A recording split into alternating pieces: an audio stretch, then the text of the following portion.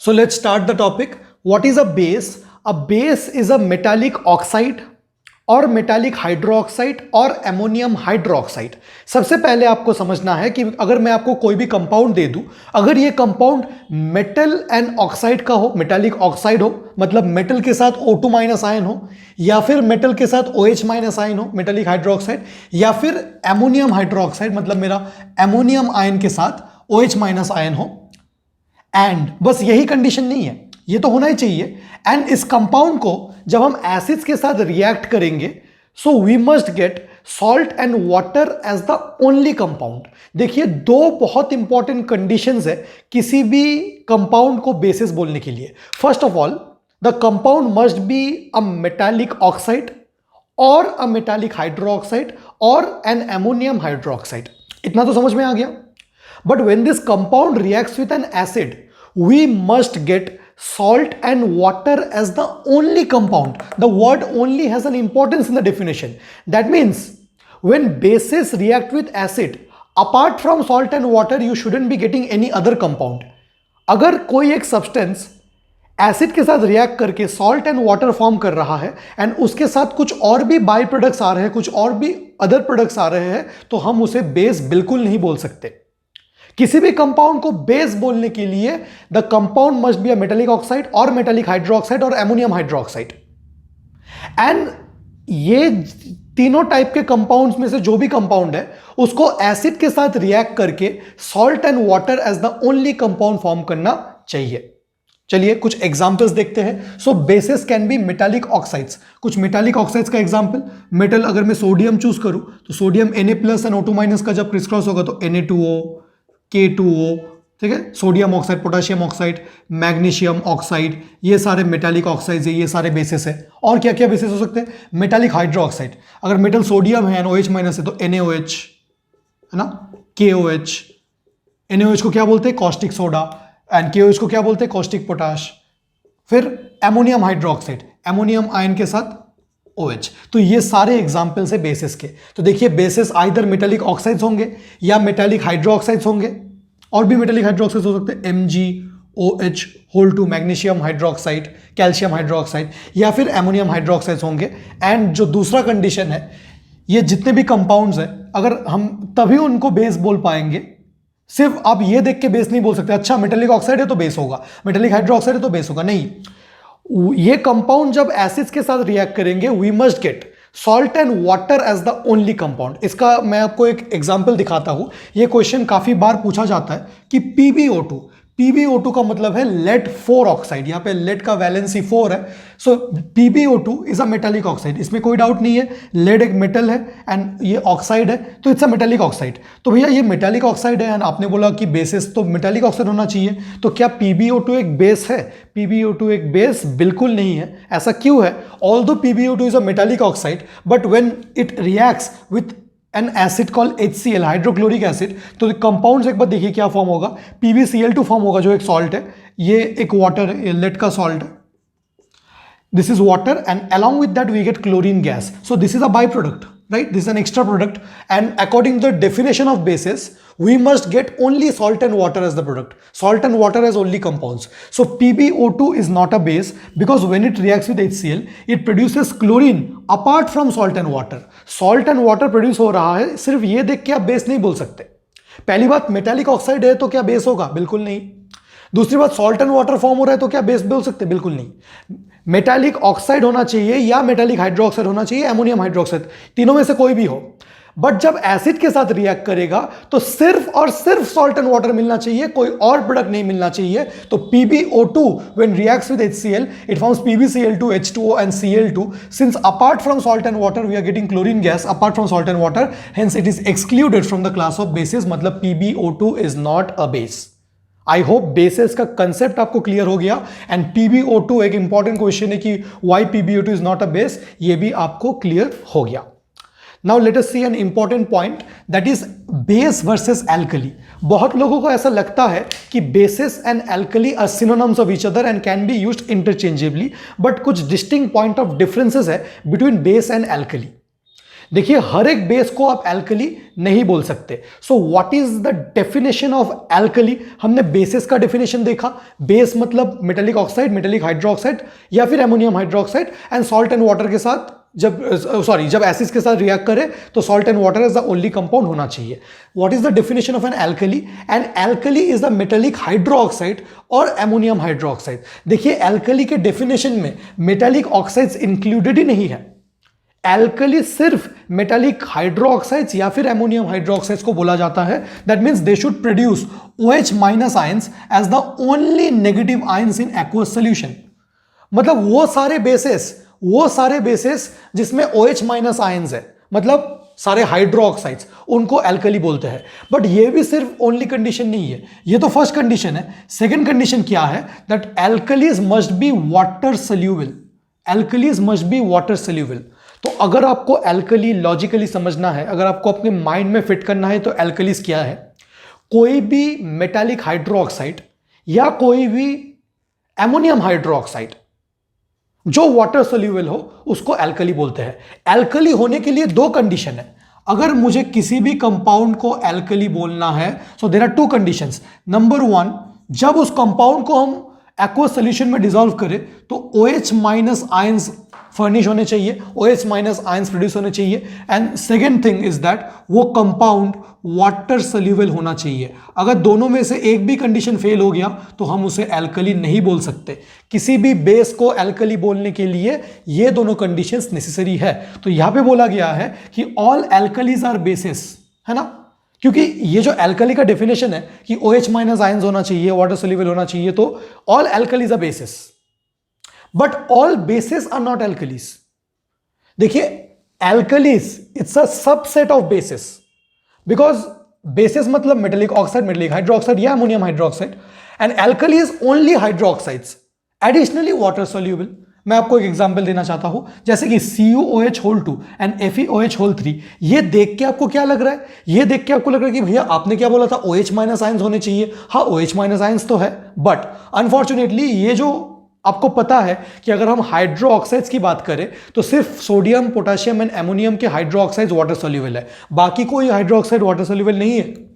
अगर सॉल्युबिलिटी का रूल्स आपको पता हो तो ये सारे इनको हम बेसिस बोल सकते हैं, बट एल्कलीज इसलिए नहीं बोल सकते because they are insoluble in water. अब तक हमने जो देखा मैं एक बार आपको रिपीट करूंगा। अगर मुझे किसी भी कंपाउंड को बेस बोलना है तो वो आइदर मेटालिक ऑक्साइड होना चाहिए या मेटालिक हाइड्रोक्साइड होना चाहिए या तो एमोनियम हाइड्रोक्साइड होना चाहिए, एंड एसिड के साथ रिएक्ट करके उसको salt and water is the only compound form करना चाहिए।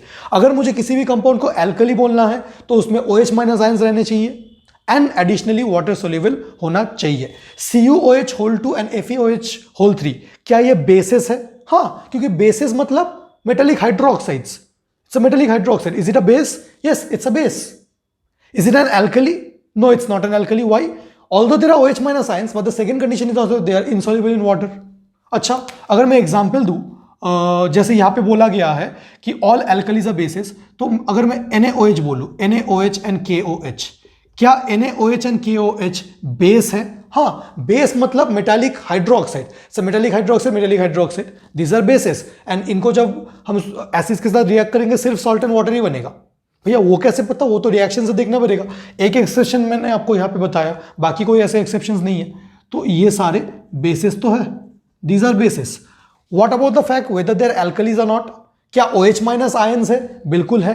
क्या ये वाटर सोल्यूबल है? हमें पता है कि सोडियम एंड पोटेशियम के जो हाइड्रोक्साइड्स होते हैं वो वाटर सोल्यूबल होते हैं, so they are water soluble, so yes they are alkalis. So NaOH and KOH को हम बेस बोल सकते हैं क्या? बिल्कुल बोल सकते हैं। NaOH एंड KOH को हम एल्कली बोल सकते हैं क्या? बिल्कुल बोल सकते हैं। ठीक है, so all bases are not alkalis. अगर कोई कंपाउंड बेस है तो क्या उसको एल्कली बोल सकते हैं? नहीं, क्योंकि एल्कली के लिए वाटर सोल्यूबल होना चाहिए एंड एल्कली के लिए मेटालिक ऑक्साइड नहीं होना चाहिए, है ना। बट अगर कोई एल्कली है तो क्या हम उसे बेस बोल सकते हैं? हमेशा। क्या ऐसा जरूरी है कि बेस वाटर सोल्यूबल नहीं हो सकता? Base can be water soluble as well as water insoluble, उसके ऊपर वो कोई कंडीशन नहीं है। बेस के ऊपर बस ये दो कंडीशंस है एंड एल्कली के ऊपर ये दो कंडीशंस है। आई होप मैंने आपको एल्कली एंड बेस का डिफरेंस क्लियर किया है। अब चलिए कुछ फिजिकल प्रॉपर्टीज देखते हैं। फिजिकल प्रॉपर्टीज जैसे मैंने आपको बताया था कि acids are sour in taste, whereas what about bases? Bases are bitter in taste and they are soapy to touch. एक बार क्या हुआ था, when I was a student of class 10, तो मॉक एग्जाम में ना किसी ने एक क्वेश्चन पूछा था, सर ने क्वेश्चन पूछा था कि व्हाई आर बेसेस सोपी टू टच। तो फिर बहुत लोग वो आंसर नहीं लिख पाए थे। एक्चुअली क्या होता है, जो हमारे ह्यूमन बॉडी में जो हमारे स्किन है, स्किन में ना कुछ एसेंशियल ऑयल्स रहते हैं naturally. So whenever we touch a base, it reacts with the oil in our skin to form soapy substances, to form slippery substances, and that is the reason bases are soapy to touch. So we can say that bases are bitter in taste and soapy to touch. and अगर कोई आपसे वो question पूछ ले, although ICSE में तो ऐसा question कभी नहीं पूछ सकता, so why are bases soapy to touch? Because they react with oils in our skin, natural oils in our skin, to form soaps. Second property, bases they have mild corrosive action on the skin, है ना? And third properties is again it can change the color of indicators. आपको acids में याद होगा मैंने आपको 3 indicator बताया था, लिटमस, मिथाइल ऑरेंज एंड फेनोप्थलीन। तो एसिड्स में क्या क्या चेंजेस होता है एक बार याद कर लेते, फिर बेसिस का देख लेते। लिटमस का मैंने एसिड में आपको लर्निंग कोड बताया था, याद है अगर आपने देखा होगा लेक्चर, ABR। ABR का क्या मतलब था? एसिड मेरे ब्लू लिटमस को क्या कर देता है? Red. So acid turns blue litmus red. तो अगर बेस होगा, बेस उल्टा करेगा।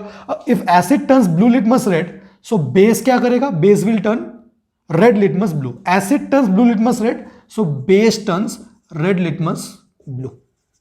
चलिए कोई डाउट नहीं है। मिथाइल ऑरेंज, मिथाइल ऑरेंज का कलर क्या रहता है? मिथाइल ऑरेंज का colour is orange, and whenever we add acid to methyl orange what happens? Methyl orange changes to pink, अगर आपको याद है। यहां पे क्या होता है बेसिस में, जो इंपॉर्टेंट पॉइंट ऑफ डिफरेंस है, it turns methyl orange into yellow. आपको ये कलर चेंजेस याद होना चाहिए। And last is phenolphthalein. Acids में ये तो सबसे इंपॉर्टेंट है क्योंकि ये एसिड्स एंड बेस का एक डिस्टिंक्ट डिफरेंस है। एसिड अगर आप फेनोप्थलीन में अगर ऐड करेंगे, so it will remain colourless, but what about bases? Bases will turn phenolphthalein pink, turn it pink. So this is a important physical properties का difference between acid and bases. Whenever you add acids to phenolphthalein और phenolphthalein to acid, जो भी बोलो, it remains colorless, whereas whenever phenolphthalein reacts with base it turns pink. So this is an important point of difference if you are asked to distinguish between acids and bases. पहले आप इतना note कर लो, फिर हम आगे देखते हैं।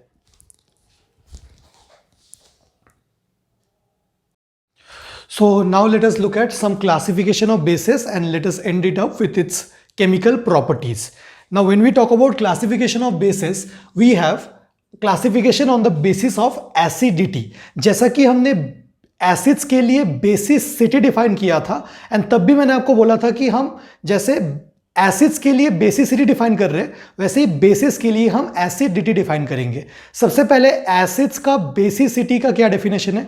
What do you mean by basicity of an acid? Basicity of an acid is equal to the number of ionizable hydrogen atoms in one molecule of acid. Similarly we have acidity of a base.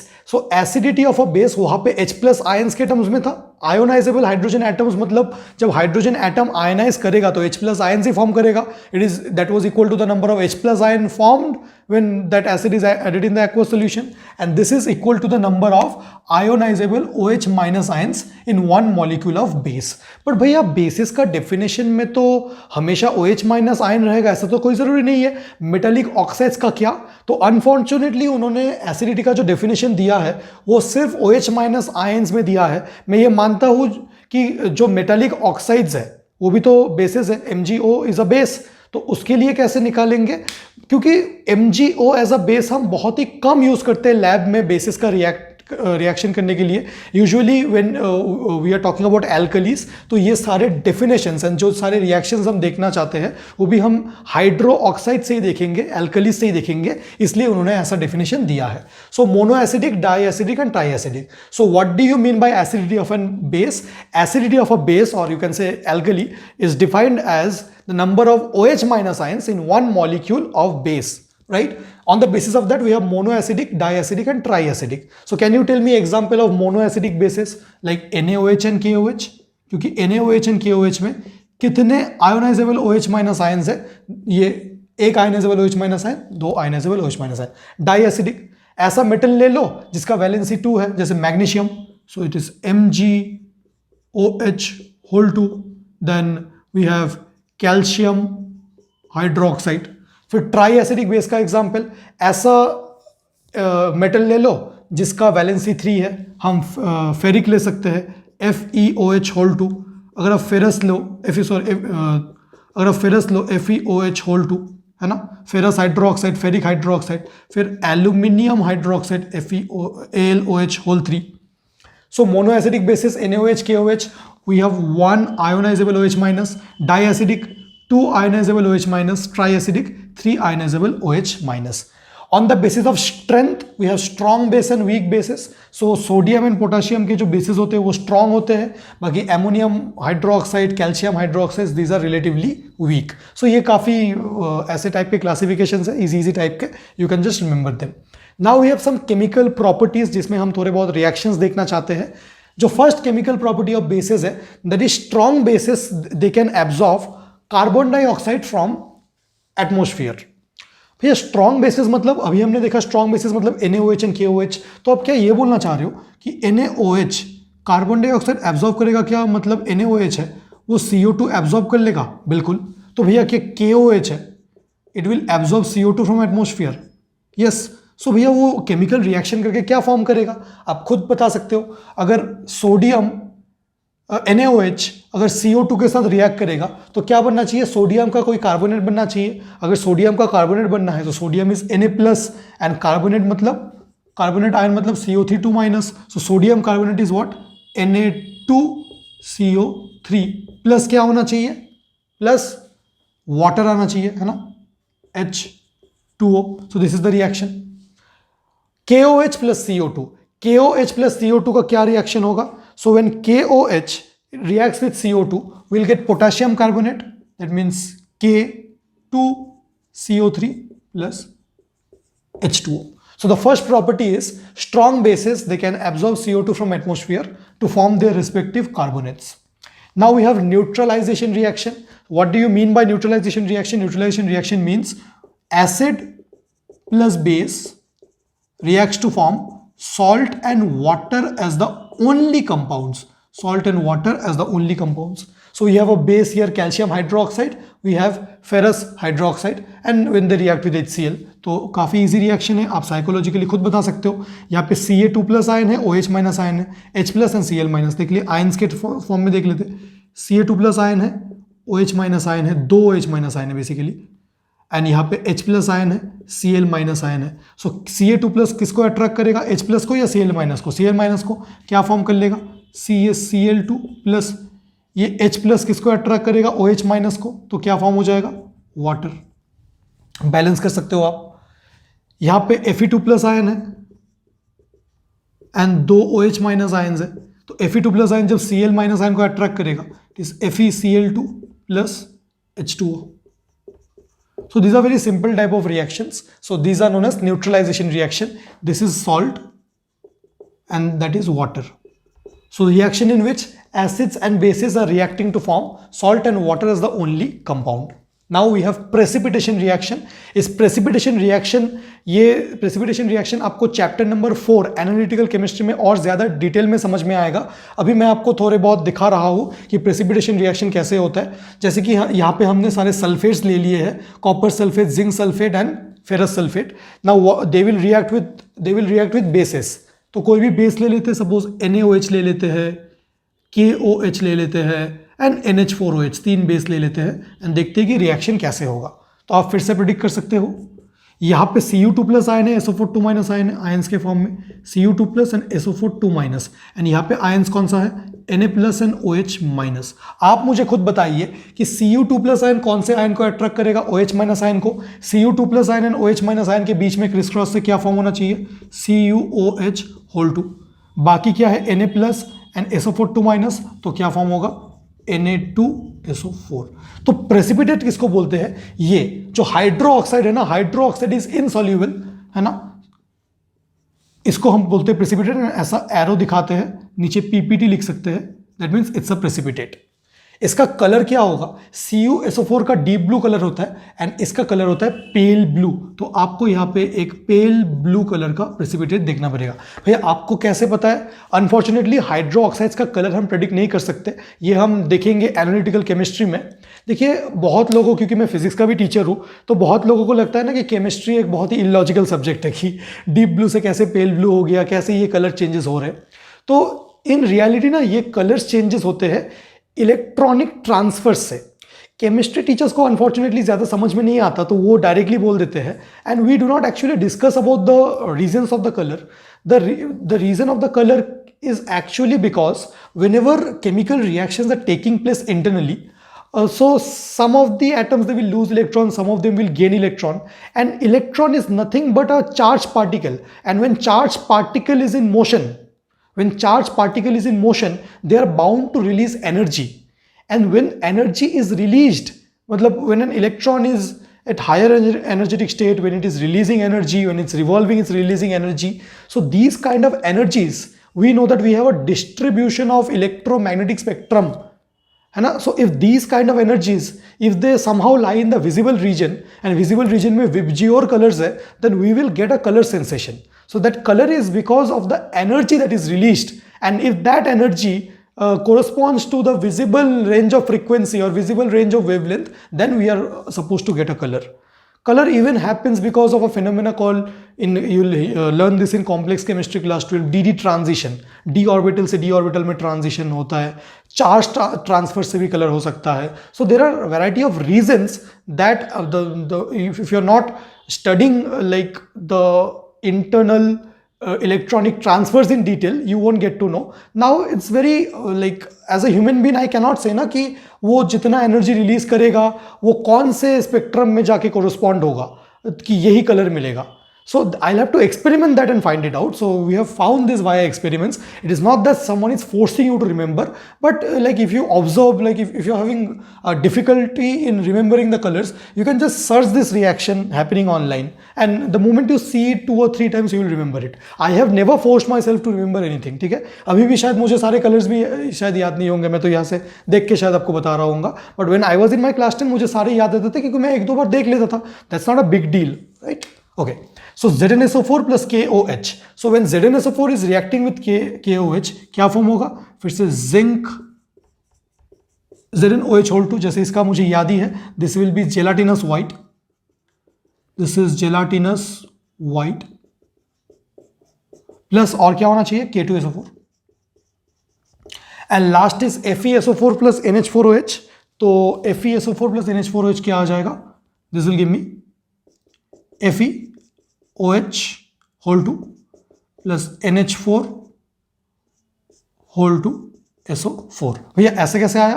क्योंकि यहाँ पे NH4 plus ion था and यहाँ पे SO4 2 minus ion था. इनके बीच में criss cross होगा तो NH4 whole 2 SO4. एंड इसका कलर क्या है? This is dirty green. This is dirty green. Analytical chemistry में ये सारे रिएक्शंस मैं आपको फिर से दिखाऊंगा, थोड़ा सा और डिटेल में एक्सप्लेन करूंगा, एंड आपको सारे कलर्स मैं कोशिश करूंगा कि वही क्लास में आपको याद हो जाए. तो अभी अब अगर केमिकल प्रॉपर्टीज ऑफ बेसिस की बात करना चाहते हो तो ये सारे केमिकल प्रॉपर्टीज आप याद रख सकते हो. विद दिस हम बेसिस को एंड कर रहे हैं. अभी हम एक टॉपिक देखने वाले हैं related to pH and pOH of acidic and basic solution. उसके बाद we are officially starting salt. हमने ऑलरेडी बेसिस कवर कर लिया. Now let us look at a sub topic which is strength of acidic and basic solution. That means mathematically we want to find out whenever a particular aqueous solution is given to us whether it is acidic in nature, basic in nature और neutral. सो किस बात के ऊपर depend करता है कि एक particular aqueous solution acidic होगा, बेसिक होगा या न्यूट्रल होगा? हमें पता है कि एसिड का मतलब आयोनाइजेबल हाइड्रोजन एटम्स होना चाहिए, मतलब एक्वस सोल्यूशन में H प्लस आयन या हाइड्रोनियम आयन होना चाहिए। बेसिस का मतलब एक्वस सोल्यूशन में OH माइनस आयंस होने चाहिए। सो इसके बेसिस में, ये H plus ions and OH minus के बेसिस में हम ये कंक्लूड कर सकते हैं कि एक पर्टिकुलर सोल्यूशन एसिडिक है, बेसिक है या न्यूट्रल है। चलिए देखते हैं, whether a solution is acidic, basic or neutral is decided by the concentration of H plus ions and OH minus ion। एक पर्टिकुलर एक्वस सोल्यूशन में H प्लस आयन का कॉन्सेंट्रेशन क्या है?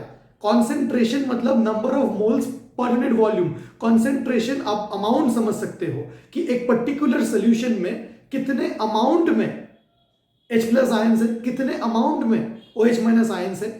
हम कॉन्सेंट्रेशन इसलिए यूज कर रहे हैं क्योंकि अमाउंट मतलब कुछ लोग मास भी समझ सकते हैं। Concentration is just a term use to signify like number of moles of a particular substance per unit volume. Concentration का क्या मतलब है?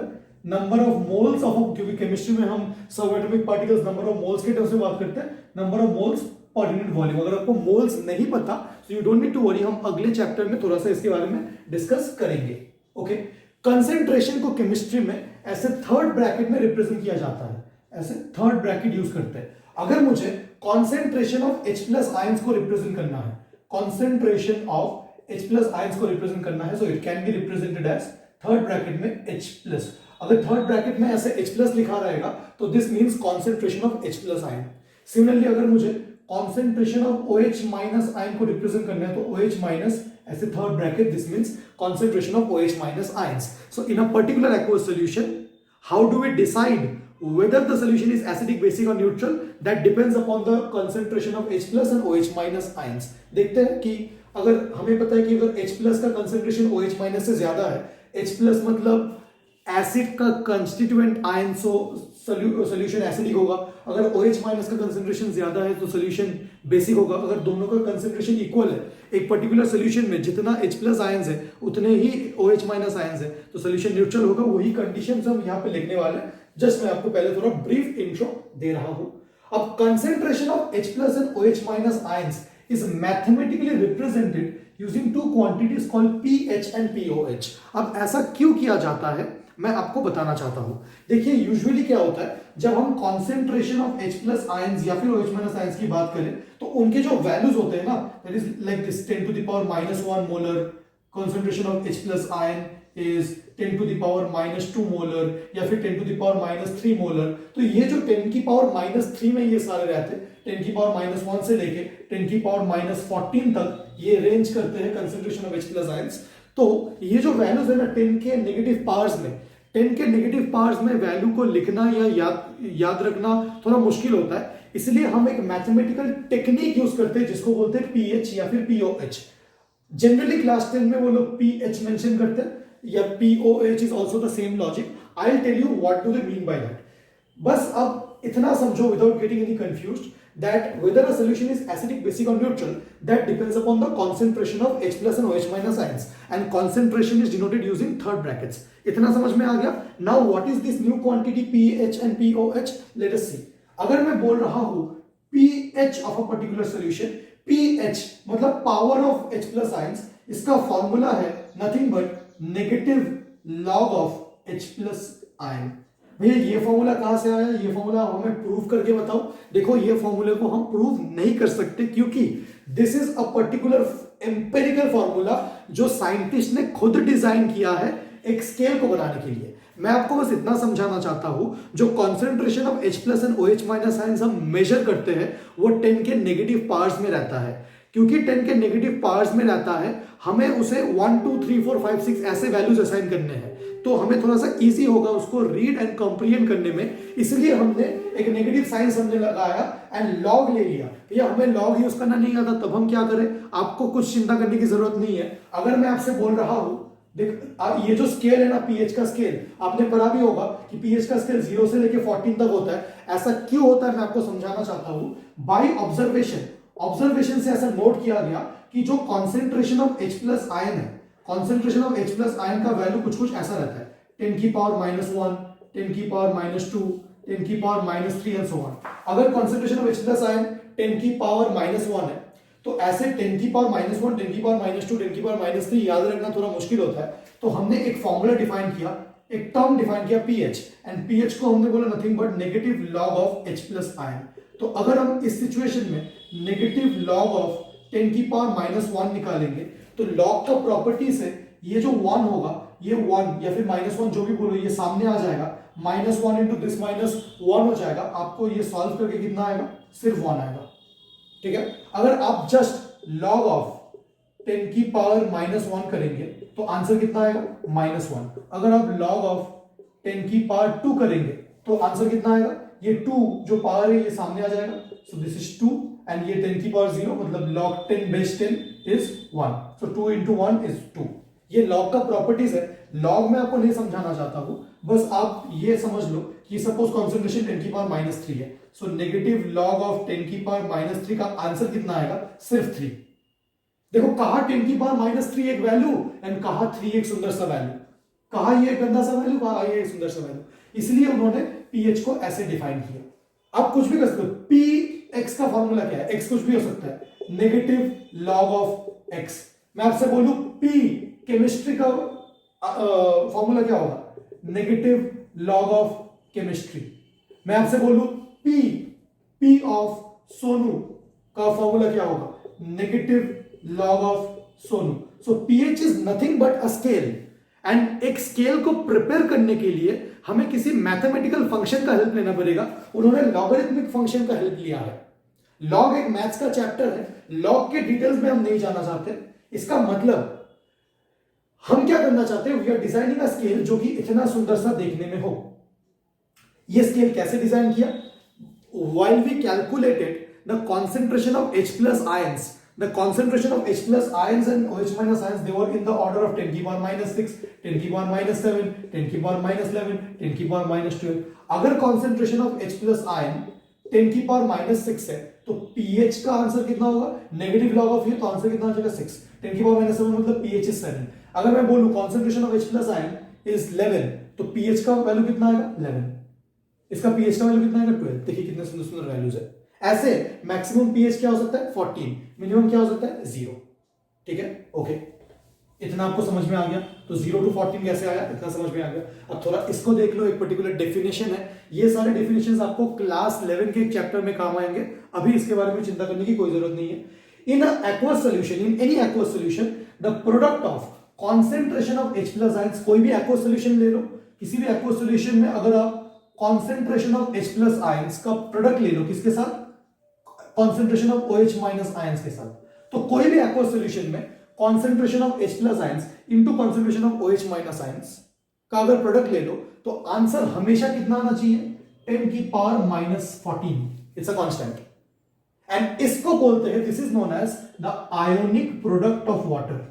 This is known as the ionic product of water. ये आयोनिक प्रोडक्ट ऑफ वाटर का definition है, and ये temperature dependent factor है। So in any aqueous solution the product of concentration of H plus ions and OH minus ions, temperature भी अगर mention करें at 25 degree Celsius, क्योंकि ये temperature के साथ वैरी करता है तो आपको एक पर्टिकुलर टेम्परेचर मेंशन करना चाहिए। This is known as ionic product of water. तो ये आप जो इस सेगमेंट में समझा रहे हो ना, वो हमें थोड़ा कम समझ में आ रहा है। देखिए, कम समझ में इसलिए आ रहा है क्योंकि इसका जो मैथमेटिकल एस्पेक्ट है वो आपके सिलेबस में नहीं है, अभी आपको काम नहीं आएगा। अभी मैं आपको जितना समझा रहा हूं आप बस उतना समझते हुए चलो, आपको कोई भी दिक्कत नहीं आने वाला है। ठीक है, यूजुअली टीचर्स तो इतना भी बैकग्राउंड नहीं देते जितना बैकग्राउंड मैं आपको दे रहा हूं यहाँ पे। तो अगर आपसे पूछे define ionic product of water in any aqueous solution, the product of concentration of H plus ions and OH minus ions at 25 degree Celsius is known as ionic product of water. ठीक है, तो H plus into OH minus का concentration हमेशा 10 की power -14 आना चाहिए, हमेशा 10 की पावर -14 आना चाहिए। अब मैं यहां पे कंडीशंस लिखना चाहता हूं।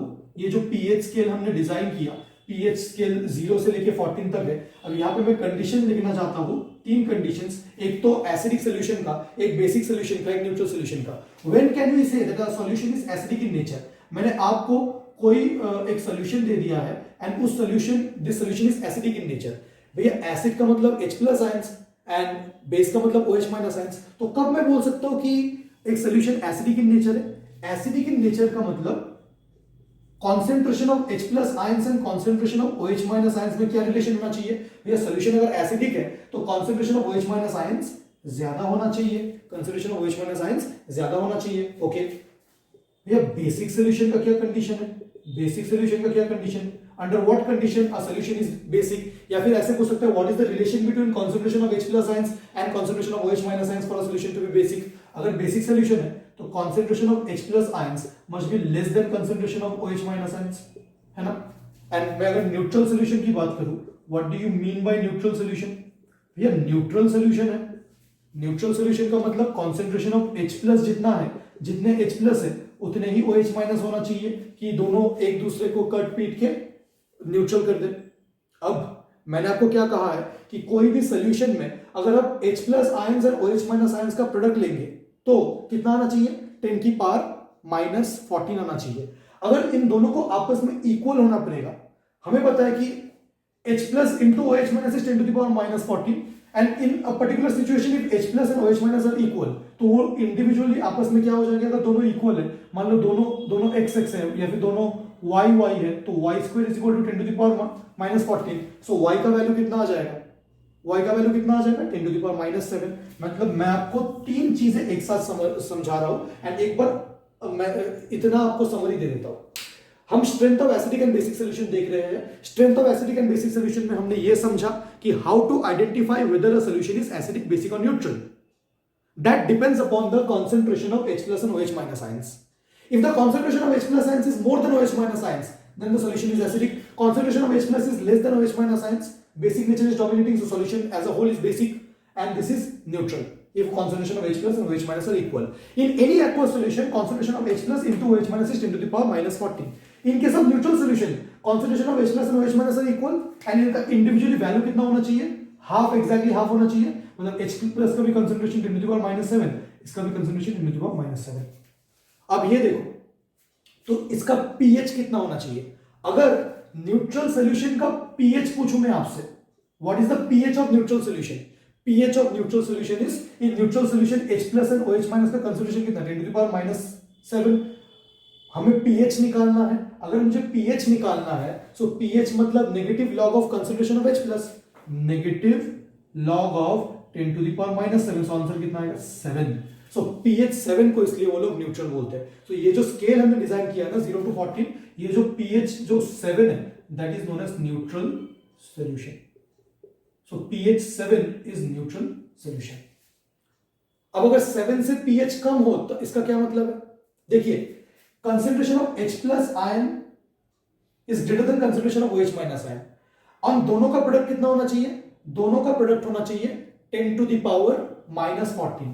मान लो अगर OH माइनस, मैं आपको फील करा रहा हूं pH का, कुछ लोग रट लेते हैं कि 0 अगर 7 से कम है तो एसिडिक, वो 7 से कम एसिडिक होगा, वो फील करा रहा हूं। देखो, concentration of H plus ion is greater than concentration of OH minus ion for acidic solution। मान ले अगर concentration of OH minus ion is 10 to the power minus, अगर ये 10 to the power -7 है, अगर concentration of OH minus 10 to the power -7 है, तो H plus को भी कितना होना पड़ेगा? 10 to the power -7, क्योंकि दोनों का प्रोडक्ट कितना होना चाहिए? 10 to the power -14, राइट? तो अगर दोनों का कंसंट्रेशन इक्वल हो गया तब तो न्यूट्रल है। एसिडिक का मतलब H प्लस का कंसंट्रेशन कम होना चाहिए, सॉरी H प्लस का कंसंट्रेशन ज्यादा होना चाहिए, ज्यादा होना चाहिए मतलब negative power should be come, and OH minus का कंसंट्रेशन कम होना चाहिए मतलब नेगेटिव पावर ज्यादा होना चाहिए। देखिए, एसिडिक सॉल्यूशन मतलब concentration of H plus is more than concentration of OH minus। In this situation, I have taken some random values। Concentration of H plus is 10 to the power -6, concentration of OH minus is 10 to the power -8। So इसका pH कितना आएगा? 6। इसका pH कितना आएगा? 8। देखिए, pH क्या आया? 6। This is concentration of H plus। pH कितना आ गया? 6। अगर pH 6 आ गया, इसका क्या मतलब है? एसिडिक सॉल्यूशन 7 से कम है ना? मैं फिर से आपको दिखा रहा हूं, बेसिक से फील करो। In basic solution, concentration of H plus should be less than OH minus। H plus का concentration OH minus से कम होना चाहिए। So suppose अगर दोनों का equal है, तब दोनों का 10 to the power -7। H plus का कम होना चाहिए तो नेगेटिव पावर को इंक्रीज कर दो, 10 to the power -9। अगर H plus 10 to the power -9 है, तो H plus अगर 10 to the power -9 है, तो OH minus को कितना होना पड़ेगा? OH minus को होना पड़ेगा 10 to the power कितना? 10 to the power 6। -6। तो इस सोल्यूशन का पीएच कितना होगा? इस सोल्यूशन में कॉन्सेंट्रेशन ऑफ H+N कितना है? 10⁻⁻⁹, तो पीएच कितना है? 9 मतलब बेसिक सोल्यूशन। तो मैंने आपको जो यहां से फील कराया, ये फील मैंने आपको यही फील कराया कि अगर आपका 0 से लेके 6 तक हुआ पीएच, इसका मतलब एसिडिक सोल्यूशन, ठीक है। एंड अगर 8 से लेके 14 तक हुआ, इसका मतलब बेसिक सोल्यूशन, राइट। कुछ लोग को याद नहीं रहता, मतलब कुछ लोग को ये समझ में नहीं आता लॉजिक, तो याद करने का ट्रिक भी मैं आपको बता रहा हूं। 0 से लेके 14 तक स्केल है, पहले ए आता है या बी आता है? पहले तो बीच में तो 7 न्यूट्रल, तो ए किधर आएगा? लेफ्ट या राइट? पहले ए आता है फिर बी आता है, ए बी, है ना। सो 0 से लेके 6 तक एसिडिक एंड 8 से लेके 14 तक न्यूट्रल, 8 से लेके 14 तक basic, 7 is neutral. So acidic solution का दूसरा कंडीशन क्या है? फर्स्ट कंडीशन, दूसरा condition is pH is less than 7, and basic solution का दूसरा कंडीशन क्या है? PH is greater than 7। मैंने आपको फील कराया थोड़ा सा। एंड न्यूट्रल का क्या है? pH is equal to 7. The last topic is common acid base indicator and universal indicator. We already know that indicators are those substances which show color change in acidic or basic medium. Now we want to talk about two kinds of indicator. You can look up the examples on internet and book.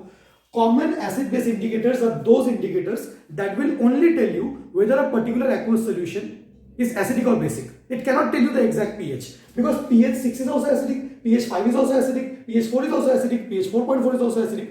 So common acid base indicator can only predict the nature of the solution and not its pH, or not its pH. It cannot tell you the exact pH. Whereas there are some certain indicators called universal indicator. They can predict the nature of the solution as well as the pH. It can predict the nature of the solution as well as pH. It will tell you whether the solution is acidic, and if it's acidic, what is the exact pH. But how can it tell us whether it's the exact pH? Because it shows variety of color change. अगर red है तो acidic है, red में भी अगर pinkish type of red है तो ये है, तो आपको बिल्कुल चार्ट मिलेगा, एक बहुत ही वास्ट आपको डाइवर्स कलर का चार्ट मिलेगा। वहां पे आप एग्जैक्ट कलर देख के आप range of pH find out कर सकते हो। सो अगर आपसे पूछा जाए difference between acid, common acid base indicator and universal indicator, तो आप ये बता सकते हो। What is the take away from this sub topic? The take away from this sub topic is only this much that by looking at the concentration of H plus and OH minus ions, we can predict the nature of the solution, whether it is acidic, basic or neutral. If I talk about acidic solution, concentration of H plus ion is more than concentration of OH minus ions and pH is less than 7. If I talk about basic solution, concentration of H plus ion is less than concentration of OH minus ion and pH is greater than 7. And if I talk about neutral solution, concentration of H plus ion is equal to concentration of OH minus ion and pH is equal to 7. And in any aqueous solution, the product of concentration of H plus ions and OH minus ion at 25 degree Celsius बोलना बहुत जरूरी है। मेरा एक बार जब मैं school में था एक बार मार्क्स डिडक्ट हो गया था क्योंकि मैंने टेम्परेचर स्पेसिफाई नहीं किया था। आयनिक प्रोडक्ट टेम्परेचर डिपेंडेंट है। The product of concentration of H plus ion and OH minus ion at 25 degree Celsius is known as ionic product of water. I hope आपको इतना समझ में आ गया होगा। इतना नोट डाउन कर लिए, फिर हम फॉर्मली सॉल्ट स्टार्ट करते हैं। चलिए अब हम सॉल्ट स्टार्ट करते हैं। हमने एसिड एंड बेसिस बहुत ही अच्छे से कवर कर लिया है and we have also seen our sub topic in between which is strength of acidic and basic solution. What is a salt? A salt is a compound which is form by neutralisation reaction. मैंने आपको पहले ही बताया था अगर मैं acid plus base का reaction करूं we will get salt and water as the only compound and this kind of reaction is known as a neutralization reaction. हम जो सॉल्ट का डेफिनेशन देने वाले हैं ना that is nothing but the definition of neutralization reaction, but I want to give this definition in form of ions. तो मैं ions के टर्म्स में एक बार न्यूट्रलाइजेशन रिएक्शन का ही डेफिनेशन समझाना चाहता हूं। Salt is nothing but a compound form by, it is formed by which kind of reaction? It is formed by neutralization reaction. Now let us look at the definition. It is a compound formed by partial or complete replacement of ionizable hydrogen atoms of an acid by metallic or ammonium ion. भैया हमें ना कुछ समझ में नहीं आया यहाँ पे। एक तो पार्शियल और कंप्लीट रिप्लेसमेंट, वो भी ionizable hydrogen atoms of an acid by metallic और एमोनियम आयन। क्या मतलब है इसका? एक बार देख लेते हैं कि इसका मतलब क्या है। हमें पता है कि अगर मुझे कोई भी सॉल्ट को प्रिपेयर करना है, हम तो सॉल्ट्स का ही डेफिनेशन देना चाहते हैं, तो हमें किसी एसिड प्लस बेस का रिएक्शन करना पड़ेगा। जैसे ये मेरा एसिड है and this is my base, so acid plus base react करके salt and water as the only compound produce कर लेंगे। ये जो कंपाउंड फॉर्म होगा उसी को हम सॉल्ट बोलेंगे। एक बार इस रिएक्शन को अच्छे से देख लेते हैं। अगर NaOH H2SO4 के साथ रिएक्ट करे तो क्या फॉर्म होगा? यहाँ पे Na plus as a ion exist करेगा and OH minus as a ion exist करेगा। एक्वस सोल्यूशन में हम हमेशा रिएक्शन आयंस के टर्म्स में देखते हैं। यहाँ पे 2 H प्लस आयंस होंगे एंड SO4 2 माइनस आयन होगा। देखिए यहाँ पे एक Na प्लस आयन है। अब आप मुझे बताइए जो Na प्लस आयन होगा वो कौन से आयन को खुद की तरफ अट्रैक्ट करेगा? SO4 2 माइनस आयन को खुद की तरफ अट्रैक्ट करेगा। एंड जो H प्लस आयन है वो कौन से आयन को खुद की तरफ अट्रैक्ट करेगा? वो OH माइनस आयन को खुद की तरफ अट्रैक्ट करेगा। हम क्रिस क्रॉस से बता सकते हैं। बट मैं आपको एक चीज़ यहाँ पे थोड़ा सा फील कराना चाहता हूँ। ये दोनों रिएक्शन मैंने ऊपर नीचे इसलिए लिखा है क्योंकि मैं दो टाइप का रिएक्शन देखना चाहता हूँ। एक तो NaOH प्लस H2SO4, हमने दोनों का 1 मोल ले लिया। एंड एक अगर मैं यहाँ पे by default 2 NaOH and H2SO4 लिख लूँ तो मैं आपको रिएक्शन का डिफरेंस दिखाना चाहता हूँ। अगर 2 NaOH लिखा है तो आप मुझे बताइए यहाँ पे कितने Na प्लस आयंस होंगे? यहाँ पे तो 2 Na प्लस आयंस होंगे एंड 2 OH माइनस आयंस होंगे। We have taken 2 moles of H2SO4। भैया मोल्स वर्ड हमें समझ में नहीं आता, अभी के लिए आप समझ लो 2 molecules of NaOH, there is nothing wrong with it. 1 molecule of NaOH is Na plus and OH minus 1 1, and अगर 2 ले ले तो Na plus and OH minus 2। ठीक है, फिर आप पहले यहाँ पे 2 कैसे लिख रहे हो? 2 या 3 जो भी आएगा वो तो बैलेंसिंग से आएगा। मैंने आपको लॉजिकली बैलेंस करना सिखाया था, आपको बिल्कुल टेंशन लेने की बात नहीं है। मैं पहले आपको जो एग्जांपल दिखा रहा हूँ पहले आप वो देखो। ठीक है, एंड यहाँ पे आयंस क्या क्या होंगे? 2 H प्लस आयंस होंगे एंड एक SO4 2 माइनस आयन होगा। नाउ लेट्स सी कि ये नीचे वाला रिएक्शन पहले लिख लेते हैं फिर ऊपर वाला। यहाँ पे देखिए 2 Na प्लस आयंस है एंड SO4 2 माइनस आयन है।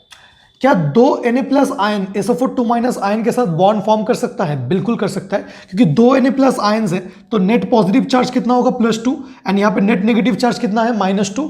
ये दोनों आपस में एक दूसरे को न्यूट्रल करके अगर 2 Na plus ion SO4 2 minus ion के साथ बॉन्ड करे तो क्या फॉर्म होना चाहिए? 2 Na प्लस आयन्स है, ये देखो SO4 2 माइनस था, यहां से एक Na प्लस आ गया, यहां से एक Na प्लस आ गया, सो Na2SO4।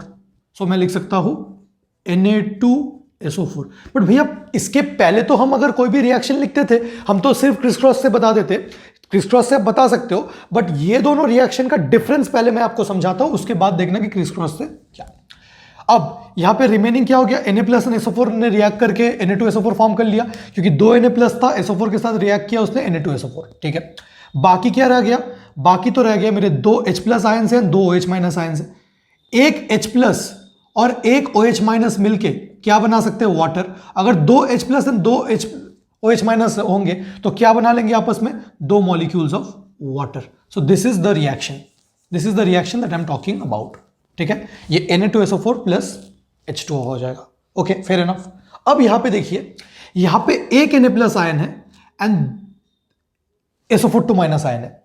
क्या एक Na plus ion SO4 2 minus ion के साथ बॉन्ड कर सकता है? नहीं। इसलिए तो जब हम क्रिस क्रॉस करते हैं, अगर हम Na plus and SO4 2 minus का क्रिस क्रॉस करते हैं तो क्रिस क्रॉस करने से क्या आ जाता है? Na2SO4। Na2 क्यों आ रहा है? क्योंकि ये वो आपको दिखा रहा है कि आपको मिनिमम 2 Na प्लस आयंस चाहिए SO4 2 माइनस के साथ बॉन्ड करने के लिए, क्योंकि एज अ होल कंपाउंड में नेट चार्ज 0 आना चाहिए। So your criss cross rule that you study is nothing but charge neutrality. आप चार्ज को बैलेंस कर रहे हो, क्योंकि इनिशियली कंपाउंड में कोई चार्ज नहीं था, फाइनली भी कंपाउंड में कोई चार्ज नहीं है। Criss cross rule is nothing but an application of the law of conservation of charge that you study in physics, right. तो यहां पे कैसे भैया चार्ज न्यूट्रलिटी कैसे मेंटेन होगा? Na प्लस तो एक ही है, मैं Na2SO4 तो लिख नहीं सकता भैया। Na2SO4 क्यों नहीं लिख सकते? Na plus and SO4 2 minus में क्रिस क्रॉस, बट उसके लिए यहाँ पे 2 लेना पड़ेगा। इसलिए आप पहले Na2SO4 लिखते हो, फिर H2 लिखते हो, फिर बैलेंस करते हो। नहीं, मैं बोल रहा हूँ सपोज आपके पास एक ही Na प्लस है और SO4 2 माइनस के साथ बॉन्ड कर सकते हो, ये तो नहीं कर सकता भैया। 2 H प्लस है ना OH माइनस, एक H प्लस एक OH माइनस के साथ बॉन्ड करके एक वाटर फॉर्म कर सकता है। तो रिमेनिंग क्या है? रिमेनिंग अभी Na प्लस है, रिमेनिंग एक H प्लस रिमेनिंग है एंड SO4 2 माइनस रिमेनिंग है। क्या क्या रिमेनिंग है भैया मेरे पास? मेरे पास इनिशियली क्या क्या था, मेरे पास एक Na प्लस था, एक OH माइनस था फर्स्ट रिएक्शन में, 2 H प्लस था एंड एक SO4 2 माइनस था। 2 H प्लस में से एक H प्लस अगर OH माइनस के साथ बॉन्ड करे तो वाटर फॉर्म होगा। अब रिमेनिंग क्या है, एक Na प्लस है, एक H प्लस है एंड एक SO4 2 माइनस है।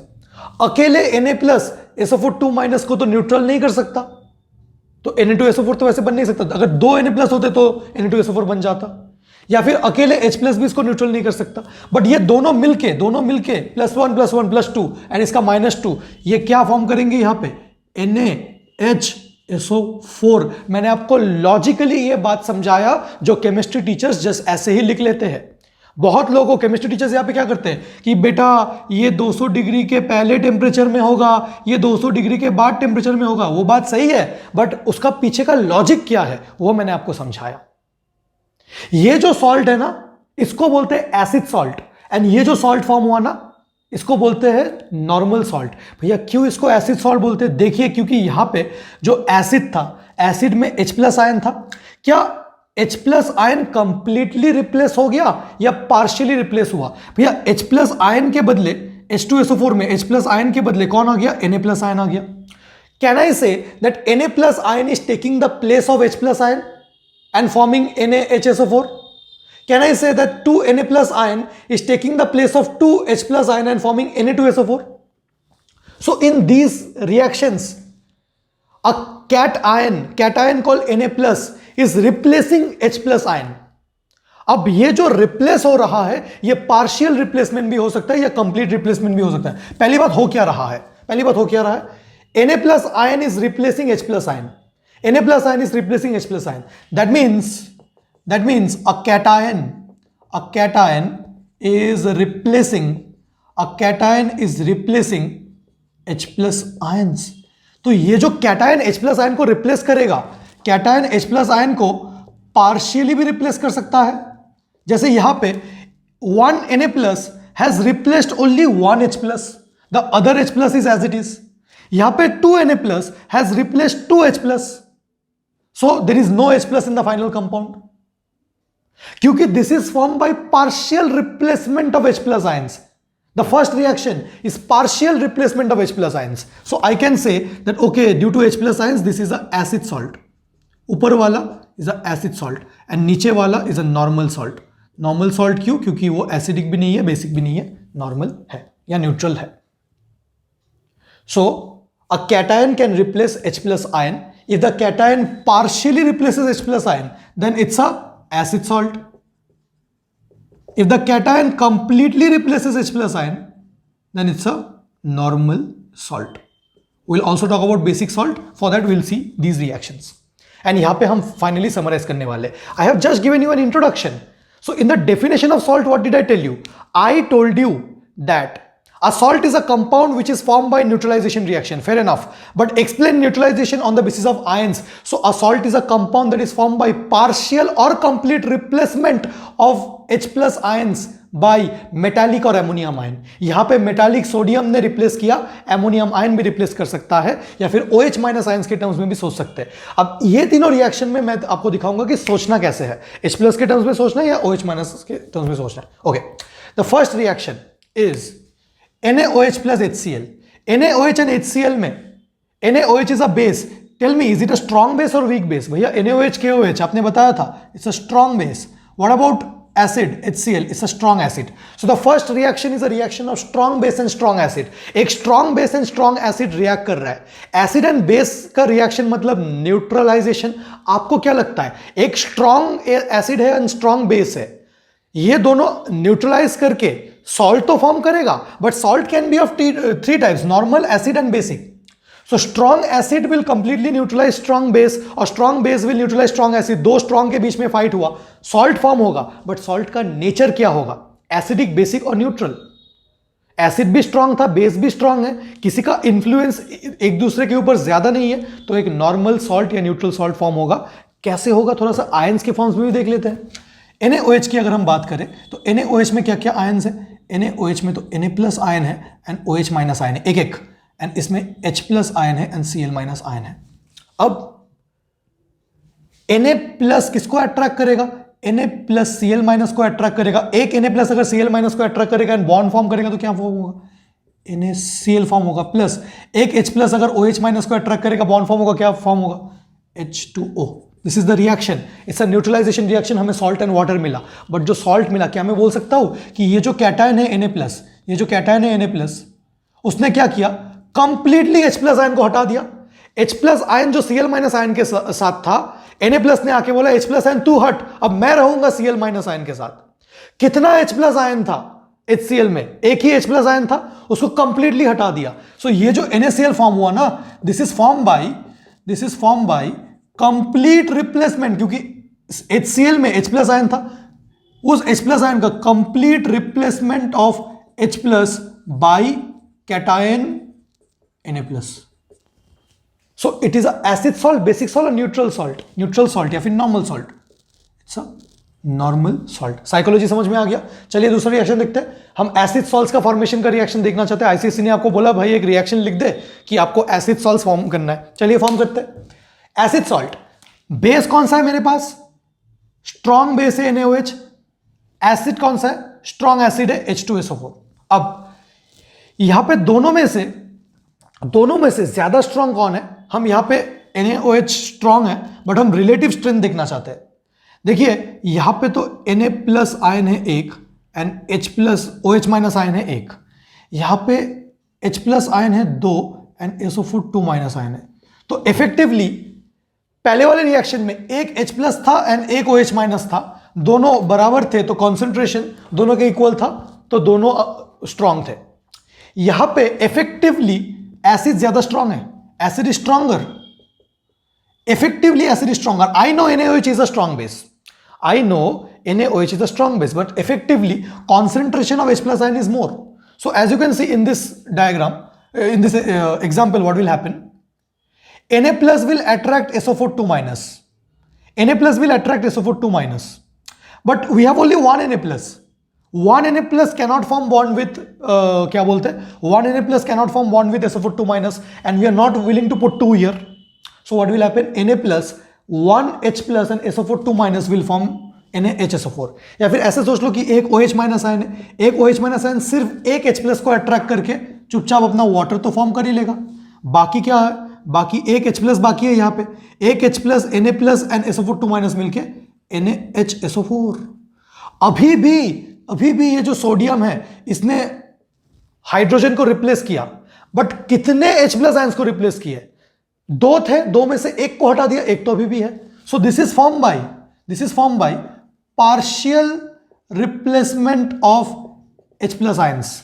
H प्लस आयन रिप्लेस तो हुआ बट पार्शियली हुआ, अभी भी है। ये जो सॉल्ट है, the salt already contains 1 H plus ion, so it's acid salt. Last reaction यहां पे देखिए, अगर मैं आयंस देखना चाहूं तो this is Mg2 plus and दो OH माइनस आयंस है, एंड यहां पे आप बोलेंगे भैया स्ट्रॉन्ग एसिड वीक बेस, वैसे मत देखो, मैं यहां पे कॉन्सेंट्रेशन से दिखाना चाह रहा हूं। यहां पे दो OH माइनस आयंस है, यहां पे एक H प्लस आयंस है, तो इफेक्टिवली ऑल्दो इन जनरल अगर हम इक्वल अमाउंट ले ले, दोनों का इक्वल अमाउंट ले ले, तब तो HCl ज्यादा स्ट्रॉन्गर है, बट यहां पे दो OH माइनस आयंस है, तो OH माइनस आयंस के टर्म्स में सोचो तो इसका अभी रिलेटिव स्ट्रेंथ इससे ज्यादा होगा, है ना। तो यहां पे क्या कर सकते हैं हम?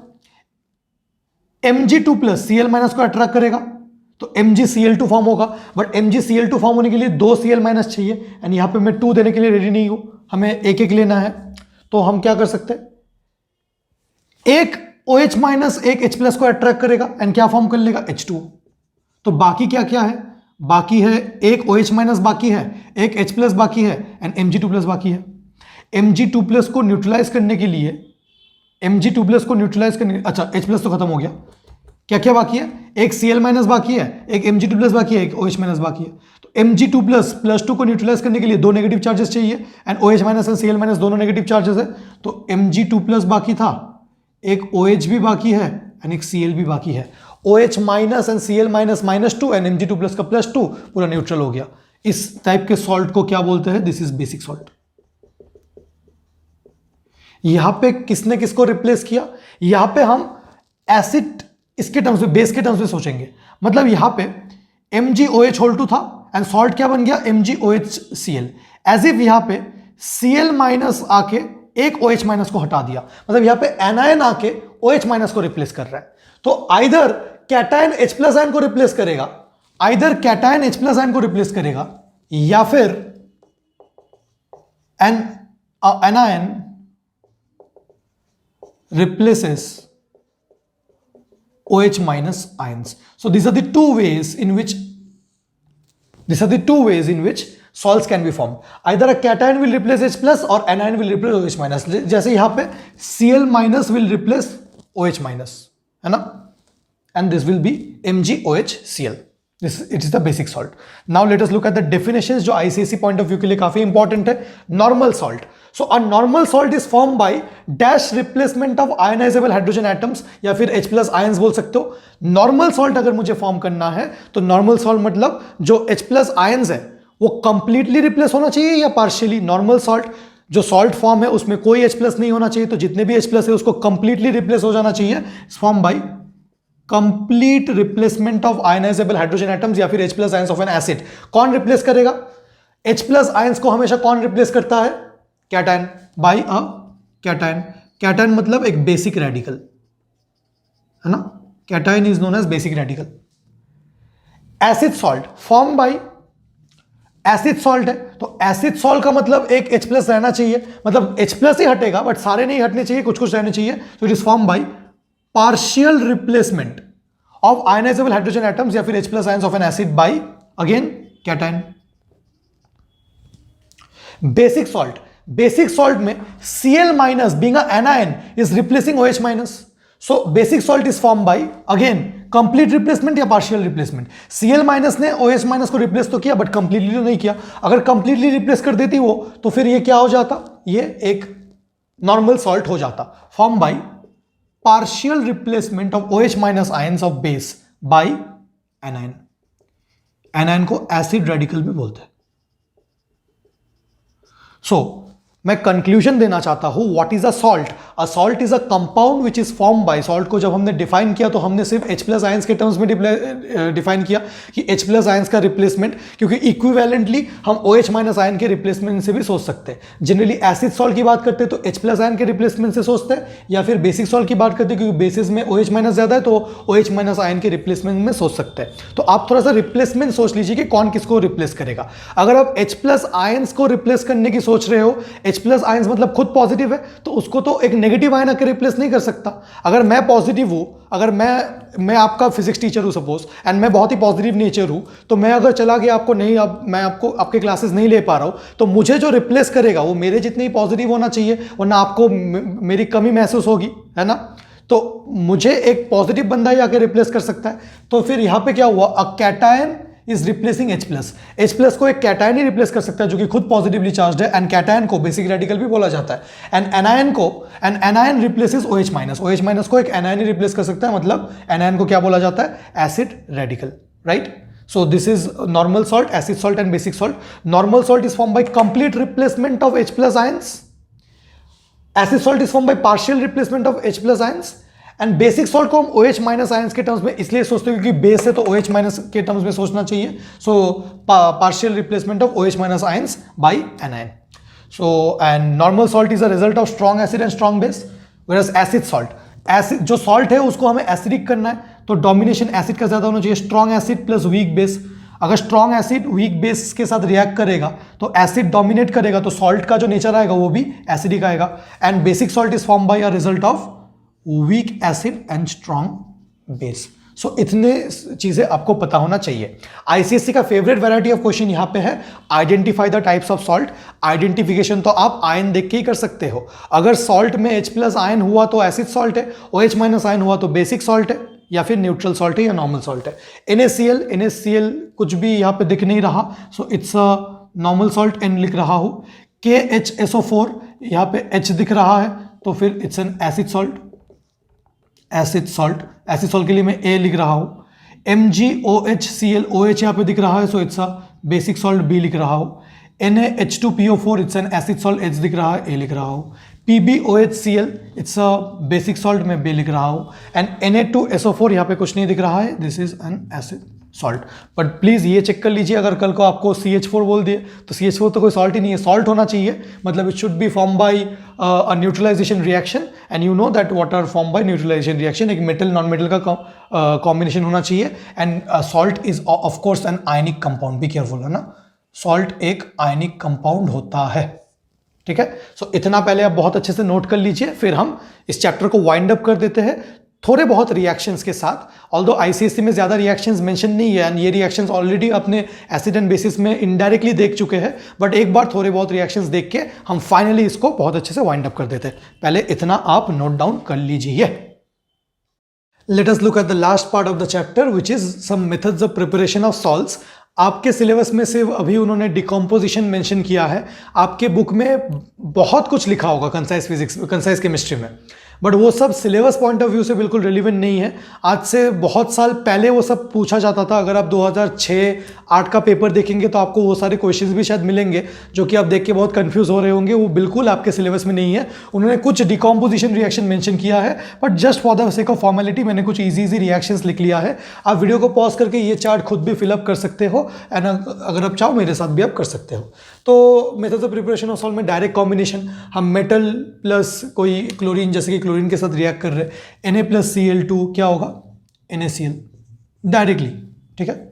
रिएक्शन को बैलेंस कर सकते हो आप, यहाँ पे 2 क्लोरीन है तो 2, एंड सोडियम के लिए 2।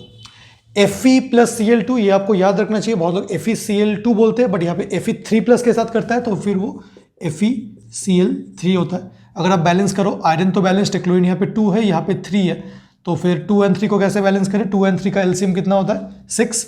तो फिर मैं अगर यहाँ पे 2 दे दूँ तो ये 6 हो जाएगा, एंड यहाँ पे 3 दे दूँ तो 6 हो जाएगा, एंड दिस इज बैलेंस, तो मुझे यहाँ पे 2 देना पड़ेगा, this is balanced. Simple displacement कर सकते हैं हम, active metal plus dilute acid के साथ रिएक्ट कर सकते हैं, जो कि बचपन से आप करते हुए आए हो। जिंक प्लस H2SO4 क्या होगा, Zn2+SO4 2- के साथ रिएक्ट करेगा, ZnSO4 plus H2O, right, ZnSO4 plus H2O। Fe+HCl क्या होगा, FeCl2 प्लस H2O, बहुत ईजी है, ओके, सॉरी H2O नहीं, H2, ऑक्सीजन तो नहीं आना चाहिए। देखिए लॉजिकली समझो, मैं H2O लिख रहा था गलती से, बट मैंने जब लॉजिकली सोचा, देखिए Zn2+, यहाँ पे 2 H+ आयन्स है एंड SO4 2- आयन है। Zn2+ तो SO4 2- के साथ ZnSO4 करेगा, बाकी है रिएक्शन मिक्सचर में 2 H+ आयन्स, एंड मैंने आपको बोला था कि 2 H+ आयन्स एक एक इलेक्ट्रॉन गेन करके क्या कर सकता है, हाइड्रोजन एटम फॉर्म कर सकता है, एंड वो हाइड्रोजन एटम आपस में बॉन्ड करके H2 फॉर्म कर सकता है। ये H+ आयंस इलेक्ट्रॉन कैसे गेन करेंगे, क्योंकि Zn2 जो जिंक एटम था वो 2 इलेक्ट्रॉन लूज करेगा, तभी वो Zn2+ आयन में फॉर्म होगा। वही 2 electron each H+ ion gain करके हाइड्रोजन एटम फॉर्म करके वो H2 गैस फॉर्म करेगा। सो H2 not H2O। Precipitation reaction AgNO3+HCl अगर देखें, सो Ag+ एंड Cl- AgCl बहुत ही इंपॉर्टेंट है। White precipitate of AgCl insoluble होता है, प्रेसिपिटेट मतलब insoluble salts, and HNO3, so white precipitate of AgCl। और एक important white precipitate, this is barium chloride, मतलब Ba2+ एंड Cl- 2 Cl- है, and 2 H+ है, एंड SO4 2- है।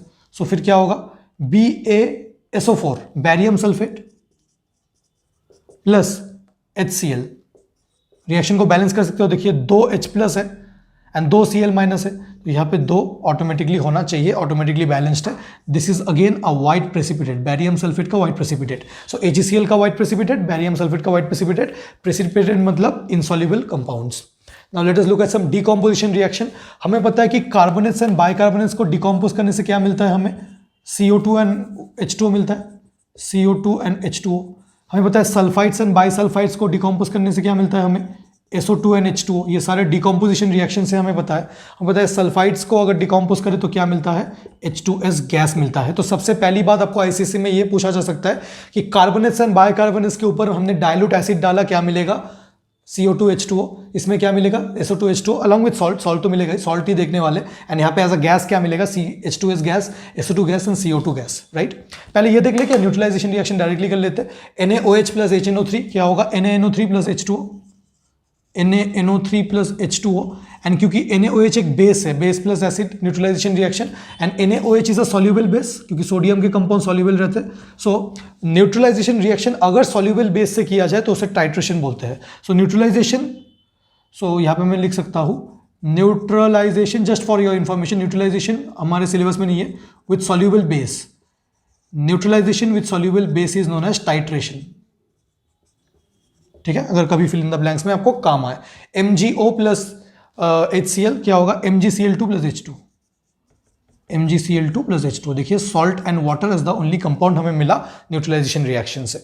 Now let us look at this.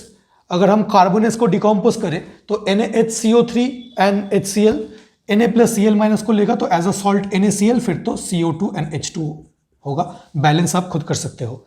यहाँ पे Ca2 plus ion है and यहाँ पे NO3 माइनस आयन है। Ca2 plus and NO3 minus का क्रिस क्रॉस से CaNO3 whole 2 plus CO2 plus H2। Mg2 plus ion है, यहाँ पे SO4 2 माइनस आयन है, so this is MgSO4 plus CO2 plus H2। बहुत इजी रिएक्शन है। चलिए सल्फाइड्स एंड बाइसल्फाइड्स का डिकम्पोजिशन से, यहाँ पे आयन है Na प्लस, यहाँ पे Cl माइनस, सो NaCl plus SO2 plus H2।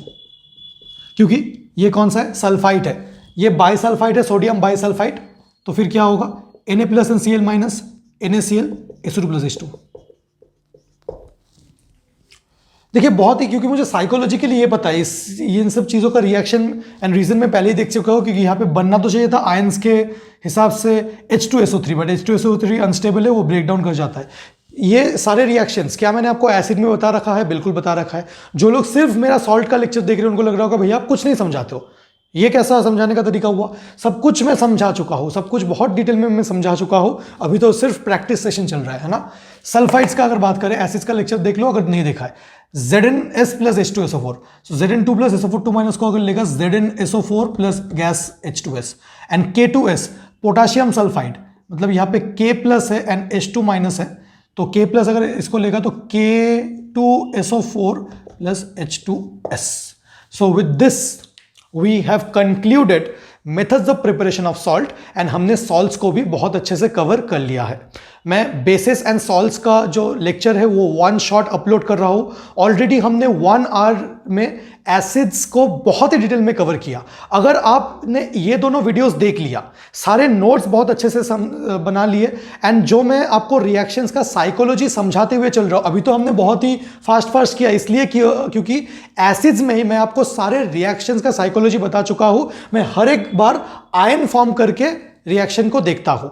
अगर आपने ये समझ लिया, इसके बाद आपको सिर्फ एक काम करना है, जो आर्यंत का प्रीवियस ईयर क्वेश्चन का जो बुक है, मैं वो नहीं बोल रहा हूं कोई, आप दूसरा बुक मत बोलिए मुझे, मैं सिर्फ बोल रहा हूं कि PYQ आर्यंत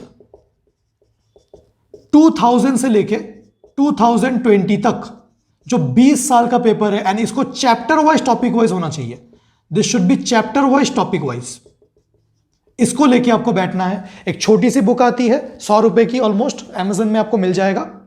ये बुक आपको लेना है and acid basis and salts chapter में डालना है। उसमें चैप्टर एंड हर एक टॉपिक को सेपरेट करके दे रखा है।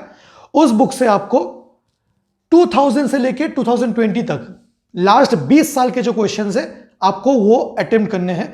कुछ क्वेश्चंस शायद आपके सिलेबस में नहीं होंगे क्योंकि वो पहले पूछे जाते थे, बट आप तो एकदम फ्रेश माइंडसेट से सारे क्वेश्चंस अटेम्प्ट कीजिए। जो आपके सिलेबस में नहीं है वो आपको थोड़ा ऐसे ही पता चल जाएगा। आप अटेम्प्ट करेंगे तो आपको साइकोलॉजिकली समझ में तो आ ही जाएगा।